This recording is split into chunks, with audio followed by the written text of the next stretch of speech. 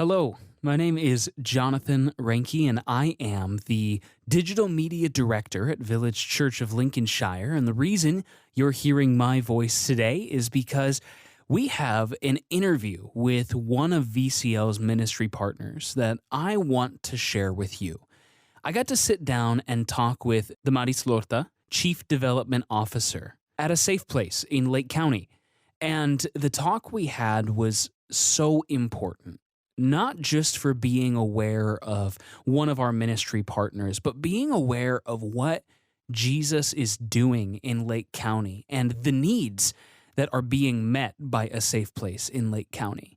If you're not familiar with them, take a listen. This is my interview with Damaris Lorta. So Damaris, you at Safe Place, I read a little bit of your bio, and as I talked with you before we started this, I was able to hear a little bit more of your mission here at Safe Place. And I want to share that with the people at VCL and anybody else who may come across this. What is your mission here? What is your goal here? Our mission at A Safe Place is to be the leading agency of addressing and eliminating domestic violence and human trafficking in Lake County. And we do that throughout our programs in many different ways that we'll talk about, I'm sure. Yeah, absolutely. Well, to start off, you said to eliminate domestic violence and human trafficking in Lake County. Yes. How did Lake County come to be the place of choice for a safe place? How did it build here specifically?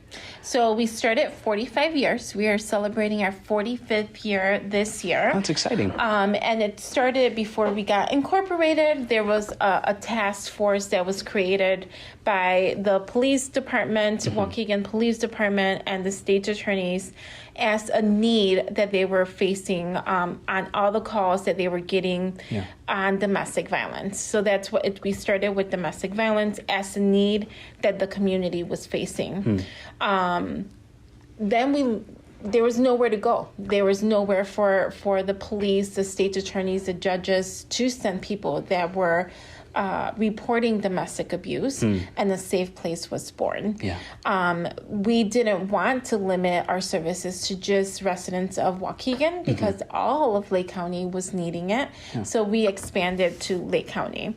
When I talk about, Lake County, we serve all surrounding areas of Lake County. So it's not a requirement for you to be a resident of Lake County, but all our services are located in Lake County. Within Lake County. So we have individuals, because we're centrally located from Cook County, McHenry County, Wisconsin, that come to us. Even people that are out of state that come and receive services because they have family or friends here, and this is their safe place, right? Their safe location and area.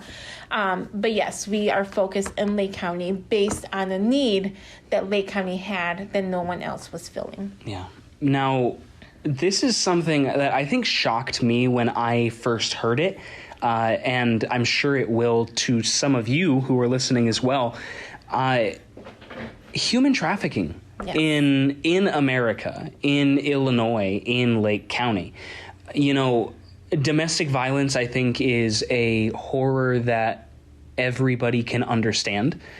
But human trafficking, I think that most of the time when it's presented to us, it's presented in a way that, this is something that happens in a far off place that you are very physically removed from. And although that is also true, correct, there is no country that is untouchable to human trafficking, and that includes the United States, that includes Illinois, that includes Lake County. So do you have any, statistics, specifics of human trafficking and the need that there is in Illinois? And do you have any statistics about how many people come through A Safe Place that experience human trafficking? So we started our human trafficking work about 5 years ago. Because we were seeing it come in as a domestic violence case. So like you said, a lot of the time we think it's somebody that's brought from another country and being sex trafficked. However, we were seeing them as coming in domestic related, right? A client coming in and expressing that their husband or their boyfriend was abusive. And as we explored and unraveled the situation and peeled the layers back, realized that it was more than domestic violence, that they were being trafficked. And we said we have to get involved, right? And we have to do something about this. So we started with one staff member 5 years ago, and now we have a whole team. And I'm trying to think how many team members we have, maybe 4 or 5 of them. We see over hundreds of clients just on human trafficking a year. And one of the biggest misconceptions is that it doesn't happen in Lake County, right? That it's not happening, that it's people that are coming from different countries.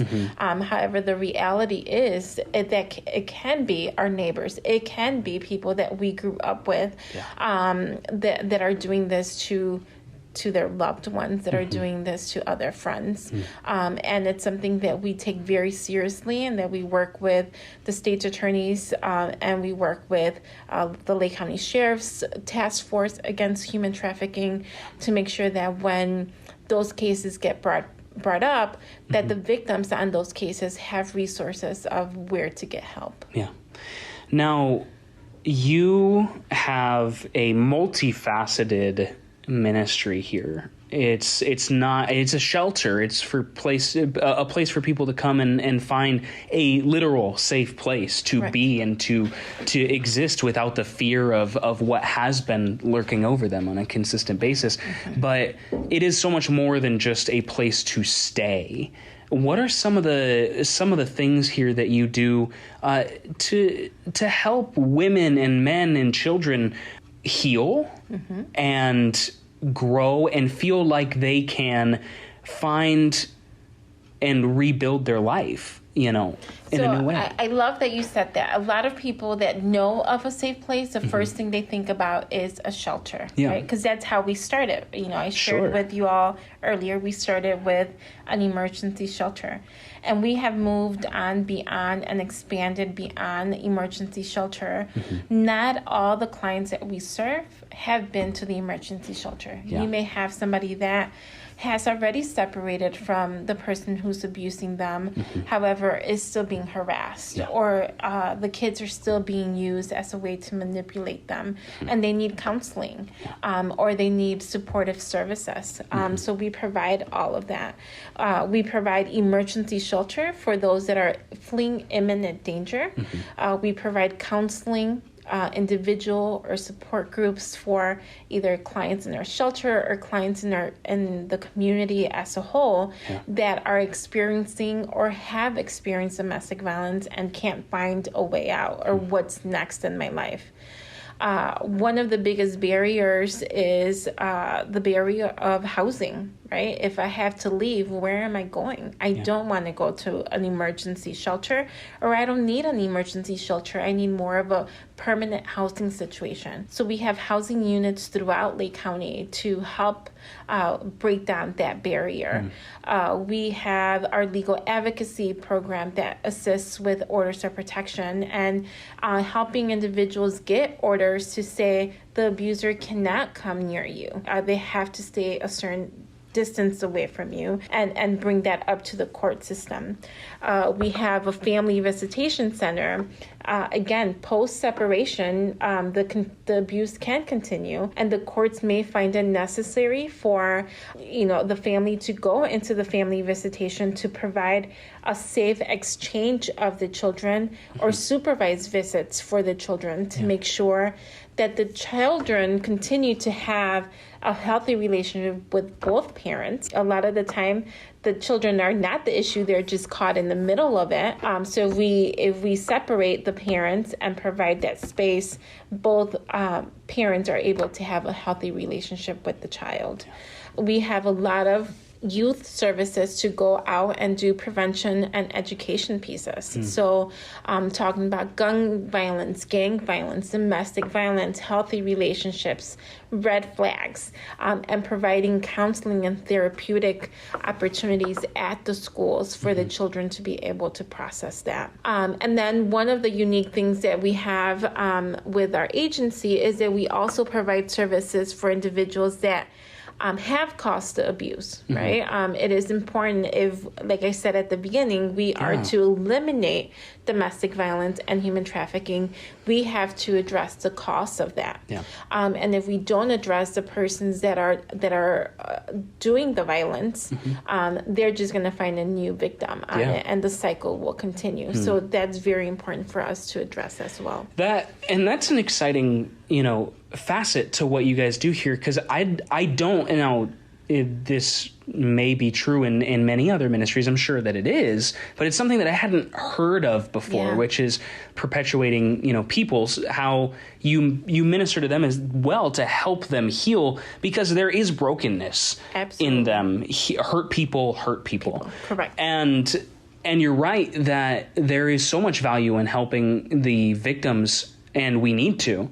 But if we only help the victims, if we only try to heal the victims, then we are tackling the end result, and that end result can keep being perpetuated. Correct. And so you got to go for the source. And I love that you guys take the time to do that, especially because I think that sometimes there's a lot of anger towards people who perpetuate domestic violence, human trafficking, sexual violence, any of those types of things. Absolutely.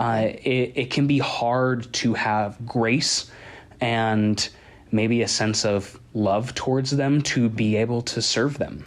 And to hold them accountable for what they did. Absolutely. Right? Hold them accountable, but also look at why, right? And change the behavior process, right? This is how you feel. What are other ways, right? So making that shift in their mind that resulting to abuse is not, doesn't have to be the go-to action, right? Yeah. I love that. Now, in our tour of this facility, you showed me two things that you were really excited about, and I am as well. One of them being the shop, and the other one being the community garden. Yes. Tell me a little bit about what each of these things is, and what's the value behind them? So I get excited about those. I mean, I get excited about everything that we do. Sure. we do amazing work. Absolutely. But these two areas in the tour that you received shows community. I've said this to you, and I'll say it, and I say it all the time. Domestic violence and human trafficking is not going to end just because a safe place is doing something about it. We need the community. We need every listener out here to do something about it, right? And these two projects, one is a holiday, what we call the holiday store, is donations that come in through by donors, by the community, of new items that we are able to give to our families during the holidays or birthdays, graduations, whatever special needs are necessary. And all of those items are items that we cannot purchase with grants money. So it comes from the community. And if the community wouldn't step up, then our kids wouldn't have a holiday, right?